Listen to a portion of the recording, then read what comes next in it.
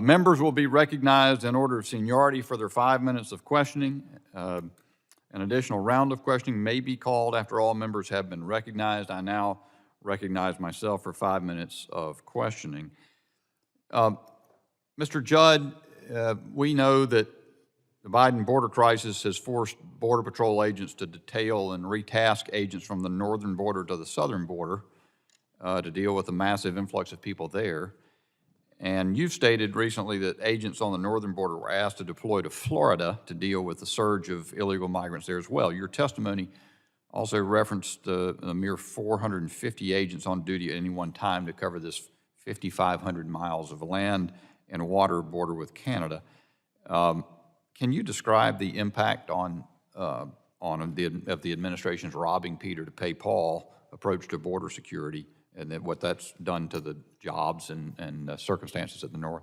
Certainly. When you currently look at the staffing levels right now, we have not only are we not deploying as many agents to the field as what we have in the past, we also have a staffing model that is just completely and totally antiquated. When you look at, we have one supervisor to every 2 agents. That's just not, it's not something that we can actually deploy agents to the field to actually do the job. Then on top of that, when you pull more agents out of the field, what it does is it requires agents to patrol an area that is just not patrollable with just one single agent. Again, you cannot control an area if you are deploying an agent to patrol for every 30 miles. That agent is responsible for 30 miles. It's impossible to do that, and it's impossible to detect, and it's impossible to quantify how many people are crossing when you do that. So I fully agree that we need to not rob resources from a particular place in the border to go elsewhere, but then the ranking member's opening statement suggested that the issue is Republicans won't support enough resources. But it seems to me that is, in general, with respect to the open borders policy the Biden administration has pursued, the way they've converted everything into processing people into the country faster, if we apply more resources in general, we're just going to process people into the country faster, and it's not going to secure the border or make it more orderly. What do you say about that? No, that's absolutely correct. And when you look at what he's proposed, 300 new agents, that's a drop in the bucket, especially when we're losing agents at a 6.8% attrition rate right now. Again, it's just absolutely unsustainable. We cannot send agents from the northern border to the southwest border and expect to keep control of the northern border. Thank you, Mr. Judd. Mr. Arthur, you made reference to what you referred to as visa-free travel for Mexican nationals. What was interesting to me to learn is, notwithstanding the flood that we have across the southwest border, about which we've done lots of hearings and heard lots of information, that the largest group of folks who are encountered at the northern border now are Mexican nationals. And you talked about all the different countries. You said visa-free travel. Explain that a bit. How does that work? Why are people from Mexico entering through the northern border from Canada?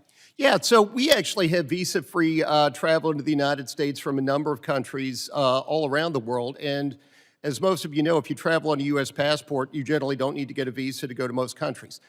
Back in 2016, Mexico and the Trudeau government reached an agreement that would allow Mexicans to enter Canada without first obtaining a visa to go to that country. And looking at these numbers, looking at the trends, it would appear that a number of those individuals are exploiting, a number of Mexican nationals are exploiting that loophole. I think 89.7% of all Mexican nationals were expelled under Title 42, 8.25 at the southwest border. At the northern border, it was about 8.25%. So the odds are a lot better getting into the United States if you come over that way, even if you get caught. So presumably they get on a plane in Mexico, fly to maybe Montreal, and then come across the border. Is that right? Yeah. In fact, in my written testimony, I note the fact that there are 3 nonstop flights to Montreal every day, YUL, from Mexico City. You know, recently in that case decided in the Florida United States District Court, Judge Wetherill said that Biden administration migrant release policies were, quote, akin to posting a flashing "come in, we're open" sign on the southern border. Is the same effect being had on the northern border? Well, it's interesting because at the northern border, we don't know what the release numbers are up there.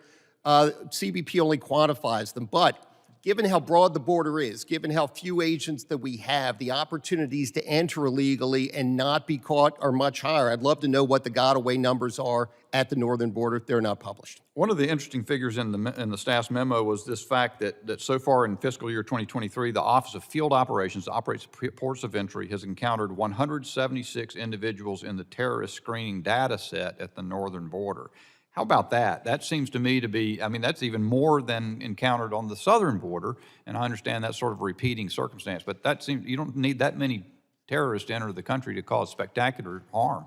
No, and in fact, in my written testimony, I talk about one such foreign national who entered the United States, Ahmed Rassam. His plan was to blow up Los Angeles International Airport in the millennium. He was apprehended December 14th, 1999.